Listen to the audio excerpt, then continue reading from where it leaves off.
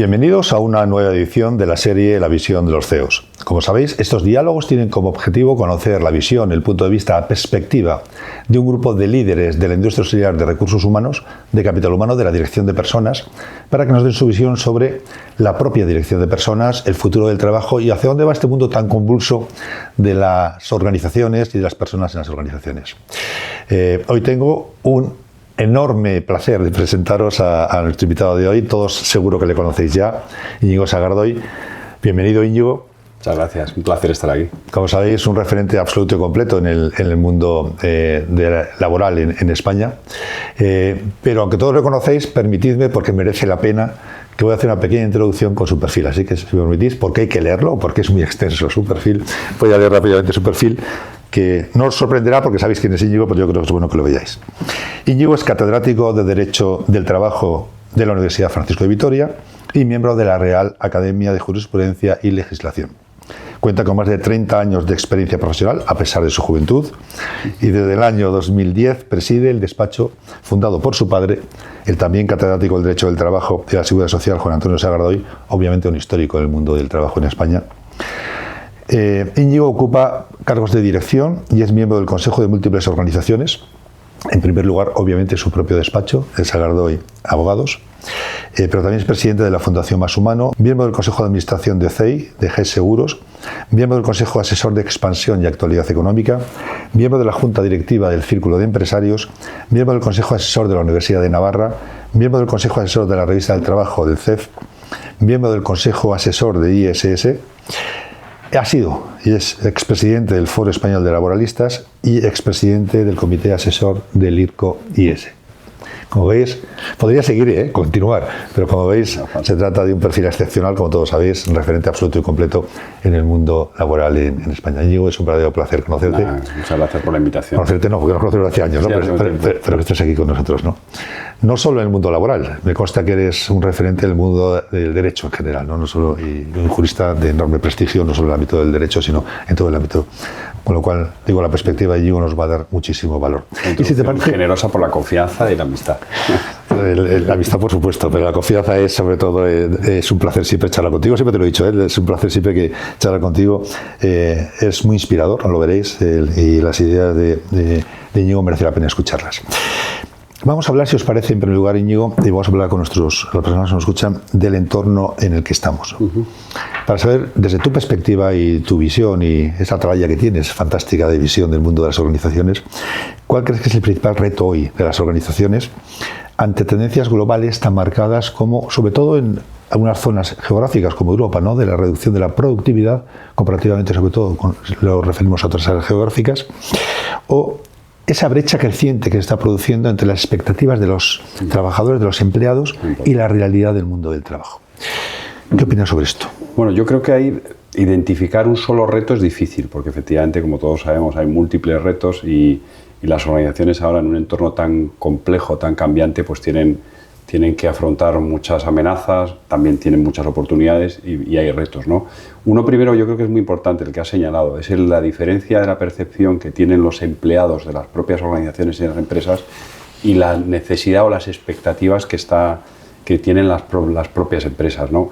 Se está viendo como hay ahí una cierta controversia, un cierto conflicto, porque las empresas quieren, pues, cada vez más innovación, quieren adaptación, quieren flexibilidad, quieren rapidez. Y los empleados están en otra, a veces se ve, ¿no?, que están en otra dinámica, ¿no?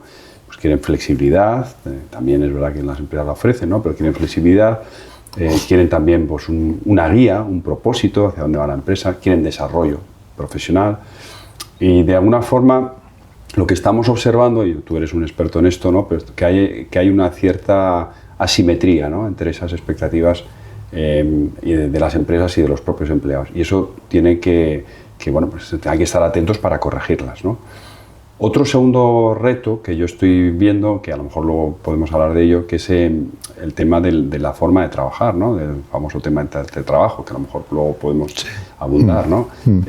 Estamos pasando de una necesidad derivada de la pandemia, de un teletrabajo que no estábamos acostumbrados, a que las empresas empiecen a ver esto como una estrategia estrategia de negocio y estrategia de talento, de gestión de talento, ¿no?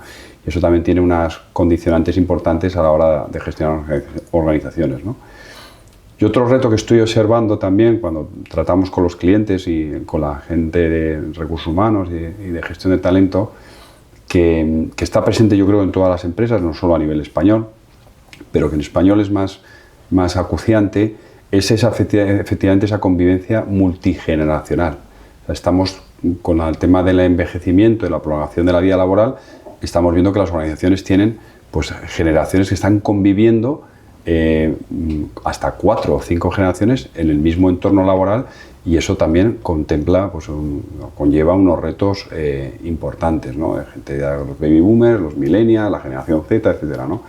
Y yo creo que eso también es importante, ¿no? Y por apuntar ya un último, porque podríamos estar aquí toda la mañana, por no extenderme mucho, pero yo creo que hay un reto importante de liderazgo, que también a lo mejor me imagino que podemos hablar sobre ello, ¿no?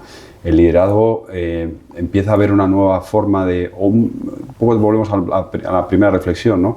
Un deseo de los empleados de que haya un liderazgo distinto, y también, bueno, pues tiene que haber hay un foco de un nuevo liderazgo donde los líderes empresariales no son los que tradicionalmente veníamos acostumbrándonos, ¿no? Del jefe típico, ¿no? El controlador, claro, el que está encima de las cosas, sino que se quiere un liderazgo pues, mucho más abierto, ¿no? Más de confianza, más empático, más humanista, y yo creo que eso también se está comprobando. Y las organizaciones que están triunfando pues están empezando a contar con ese tipo de líderes. Porque además probablemente esa brecha que comentamos, ¿no? Que estás comentando entre expectativas que decíamos al inicio de los empleados y la realidad del trabajo, enlaza con una segunda que es integradora, que es el tema de la diversidad generacional, ¿no? Es verdad que conviven muchas generaciones. Probablemente esta brecha es incluso mayor en la incorporación de talento joven, ¿no? Entre los jóvenes probablemente esa brecha en la perspectiva, en la expectativa, mejor dicho, que tienen es mayor.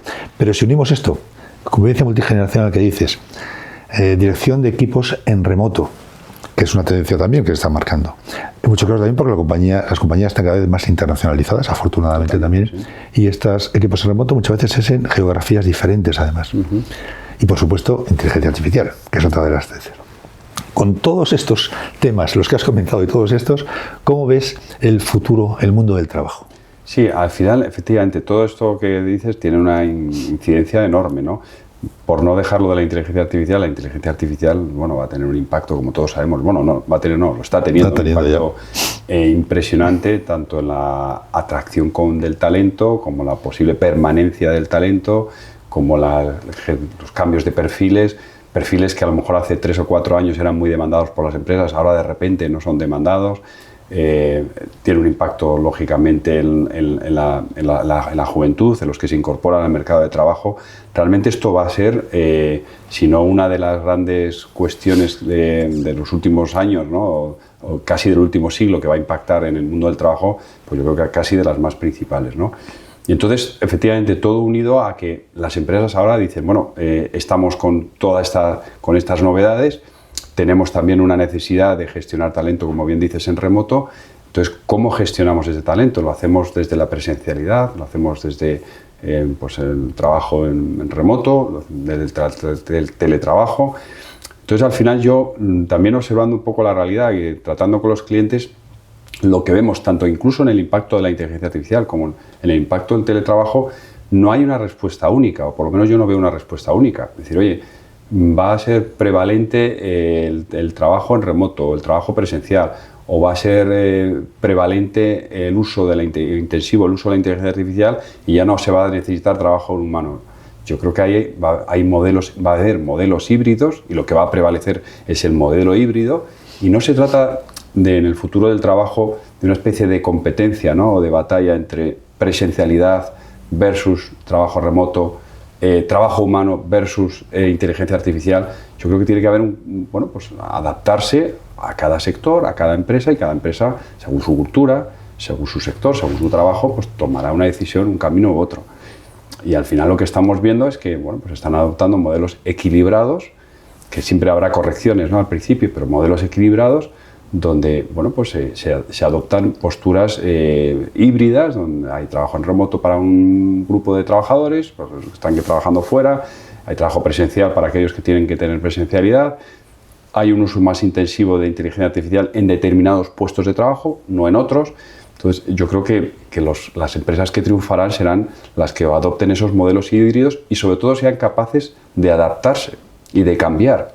Y que no sean, y bueno, eso es complicado, porque las empresas son grandes, y que no tengan esos modelos rígidos, de decir, oye, yo adopto esto y ya no cambio, ¿no? Y eso creo que es muy importante. Es muy interesante esta combinación que estás hablando cuando hablas de los modelos híbridos, que inicialmente pensábamos solo en la combinación de efectivamente trabajo remoto, trabajo presencial, pero este ingrediente que has incorporado de empleados físicos, personas, inteligencia humana e inteligencia artificial. De hecho, hoy se está hablando ya, ¿no?, de estos entornos de gestión en el que vas a tener que integrar inteligencia humana, inteligencia artificial, inteligencia humana en formatos tradicionales laborales. Esto aquí tienes mucho que decir, pero cada vez más hay tendencias. Es verdad que la legislación laboral en España y Europa limita mucho las cosas, ¿no? Pero cada vez está hablando más de estos formatos híbridos en los que se tendrán que integrar empleados de la propia compañía, inteligencia artificial, que será un compañero de trabajo, y lo que se ha llamado la fuerza laboral extendida, ¿no? Personas que están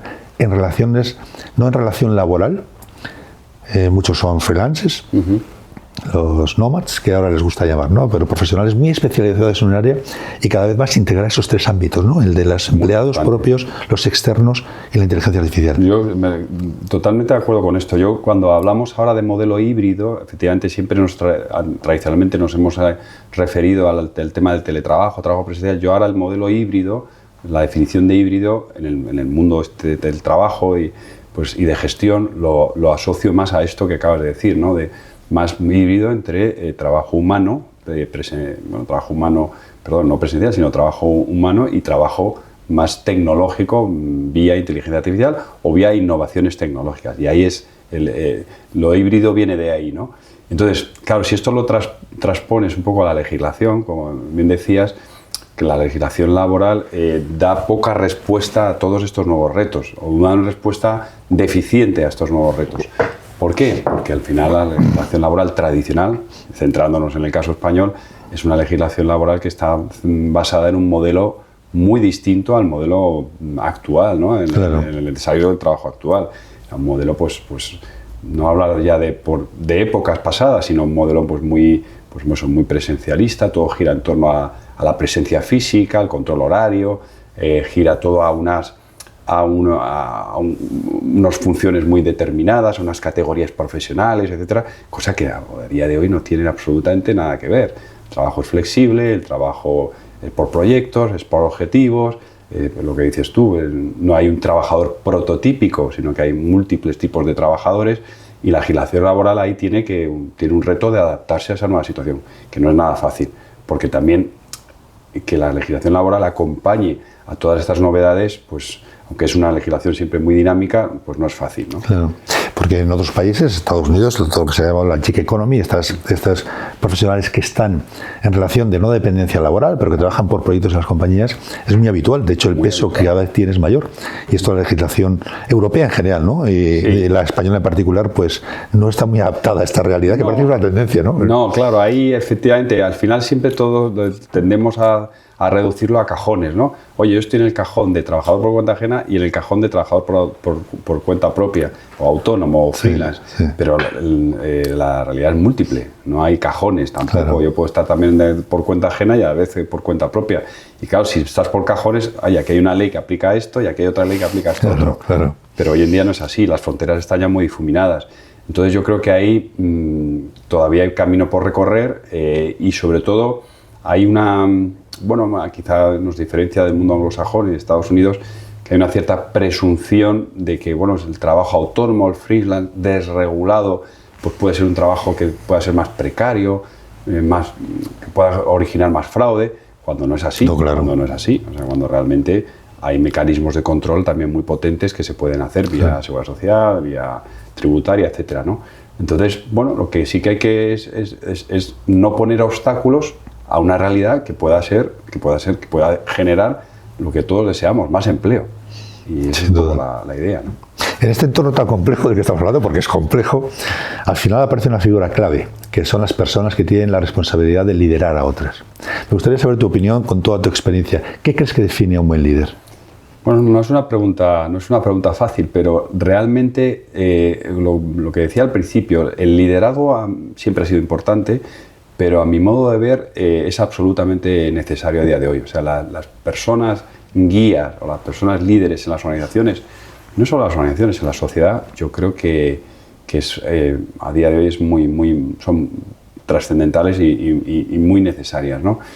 Entonces, centrándonos en las empresas, quizá siempre hemos tendido a asociar líder a un cargo, ¿no? Es líder aquel que tiene un cargo, una posición, soy director de tal, o presidente, o CEO, tal. Y yo creo que en el día de hoy, en este mundo tan cambiante, como estamos comentando, líder puede ser cualquiera en una organización, ¿no? Y puede tener un cargo de un tipo o de otro, y no tiene que ser necesariamente un directivo, ¿no? Claro. Entonces yo creo que esa persona que es capaz de realmente tener, primero, capacidad técnica. Lógicamente un líder tiene que tener alguien que tenga una cierta solvencia técnica en lo que hace, ¿no? Si no, es difícil que sea líder, ¿no? Pero además, que quizá también, o al mismo nivel, que sea capaz, sobre todo yo lo definiría al líder como capaz de desarrollar a las personas que tiene en su entorno, bien por debajo o bien en su entorno, en el mismo nivel. Eso realmente, a mi modo de ver, es lo que yo siempre he visto que es un líder, ¿no? Una persona que diga, oye, yo tengo a personas que trabajan conmigo en el día a día y les desarrollo ¿cómo? Pues dándoles libertad y flexibilidad para que hagan bien su trabajo, dándoles confianza, propiciándoles el desarrollo profesional y el desarrollo personal, siendo empáticos, porque al final hoy en día tenemos también la vieja escuela del liderazgo más controlador, más autoritario, ¿no? Aquí no, siendo empáticos y siendo más humanista, ¿por qué no decirlo? Y hay que decirlo, hay que tener ese liderazgo humanista y tiene que estar presente en las organizaciones y por supuesto en la sociedad. Y sobre todo yo lo que he visto de los líderes, y por ejemplo, tengo a mi padre como ejemplo más absoluto, el ejemplo. Con el ejemplo, sin duda, es la clave. Es clave, ¿no? Tú puedes tener mucha teoría, mucho papel de lo que es un buen líder, pero si no das un buen ejemplo, pues no sirve para nada, ¿no? Sin duda. Has dado la clave, sin duda. En mi opinión también, ¿eh? Sí. Íñigo, centrándonos en tu sector de actividad, ¿cuáles son los retos y tendencias de futuro que tú observas? Bueno, en el sector legal, como en todos los sectores que hemos venido comentando, efectivamente también está en un proceso de cambio, transición. Yo veo ahí tres tendencias, ¿no? Básicamente. Una primera tendencia es pues, una mayor necesidad de los servicios legales.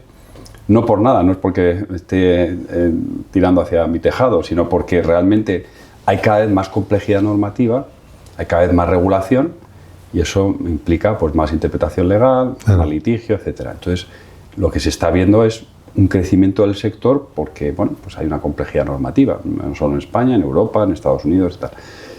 Hay muchos temas también de regulatorios, de compliance nuevos y tal, que las empresas están viendo y que requieren de asesoramiento legal. La segunda tendencia es que se está produciendo una consolidación del sector. Nosotros somos, como los abogados, somos muy tardíos en muchas cosas, ¿no? Somos muy tradicionales, pues hemos sido también, hemos llegado tarde a esto, pero esto ha sucedido en todos los sectores de la economía, pero está llegando a la abogacía.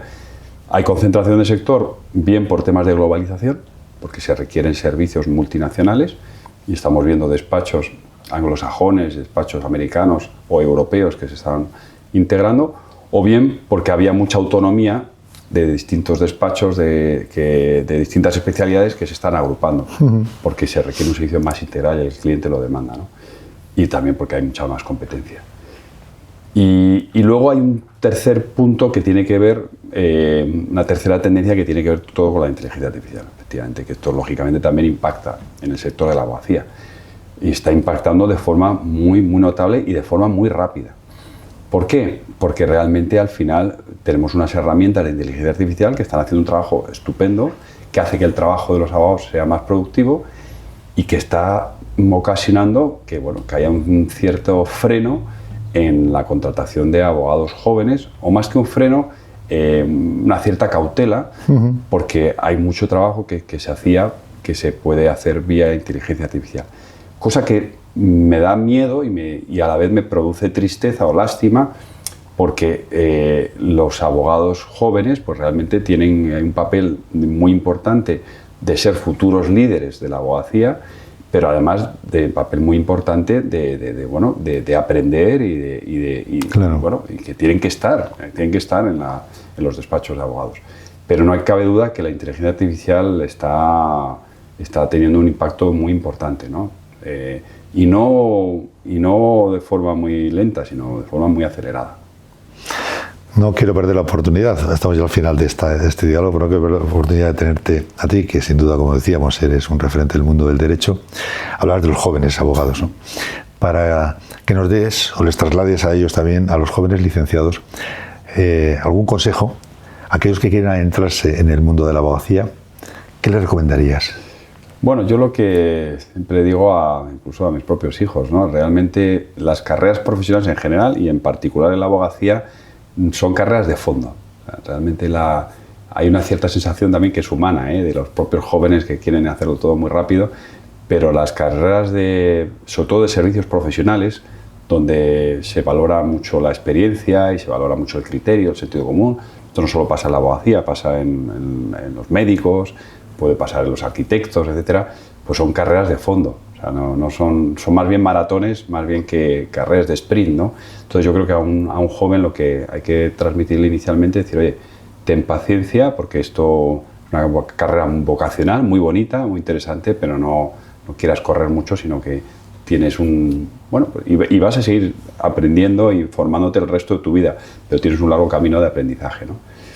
Y entonces, también al hilo de eso, yo les recomendaría que aprovechen, pues eso, que estén en contacto con los más expertos, los que tienen más carrera, los socios, los más veteranos, porque ahí van a aprender. Al final se aprende pues viendo a un abogado senior pues en un juicio, cómo lo hace, cómo trata a un cliente, etcétera. Entonces, que no desaproveche ninguna oportunidad de aprender y de seguir formándose. Es muy importante. O sea, no te formas como sucede en cualquier otra carrera, no te formas cuando acabas ya el grado de Derecho, te sigues formando el resto de tu vida, ¿no? Claro. Y sigues aprendiendo, ¿no? Y sobre todo en estas profesiones que son, ya digo, a veces muy de criterio, de ayuda, de asesoramiento estratégico, etcétera, ¿no?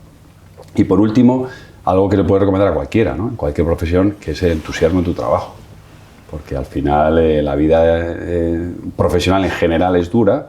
La vida de abogado en particular es sacrificada porque son muchas horas, los clientes demandan, hay mucha competencia, etcétera. Entonces, por tanto, yo creo que tienes que ir a tu trabajo con entusiasmo, con ilusión y con ganas de hacer las cosas bien, ¿no? Qué importante es esto, ¿no? Porque al final el trabajo forma parte esencial de las actividades de nosotros como seres humanos, ¿no? Claro. Sin duda alguna. Hablar de tus hijos. Entiendo que va a haber nuevas generaciones de abogados también. Pues no, tengo 5, ¿no? Y los 5 no hay ninguno que más. Ninguno. He visto al padre y ya no dan buen ejemplo. Pues qué lástima, A lo mejor he dado ejemplo de decir esto es demasiado duro y no. Pero no, los 5 cada uno va a hacer su vida. Tengo matemáticos, tengo de todo. De todo. No de abogado ninguno, una lástima. Pero. Y digo, como siempre, la verdad, ha sido un auténtico placer haber charlado contigo. Estoy seguro que las personas que nos escuchan lo van a disfrutar y lo están disfrutando mucho. No sé si quieres comentar algo para finalizar. Nada, que muchas gracias y enhorabuena por la gran labor que hacéis, que la verdad es que hacéis una labor extraordinaria. Sois referente en el mundo de la gestión de talento, de capital humano, de forma extraordinaria y la verdad es que siempre es un gusto compartir actividades con vosotros. Muchas gracias a ti, a toda tu firma, a todo tu despacho. Para nosotros es un privilegio poder contar con vosotros como partner también en DCH. Nos vais a aportar mucho valor a nuestros asociados, a los miembros de DCH, con vuestra visión, vuestra expertise en el mundo del derecho. Así que muchas gracias. Y muchas gracias a todos vosotros. Como siempre, muchas gracias por escucharnos. Nos veremos en la próxima edición de la Visión de los CEOs y mientras tanto, como os digo siempre, cuidaros mucho.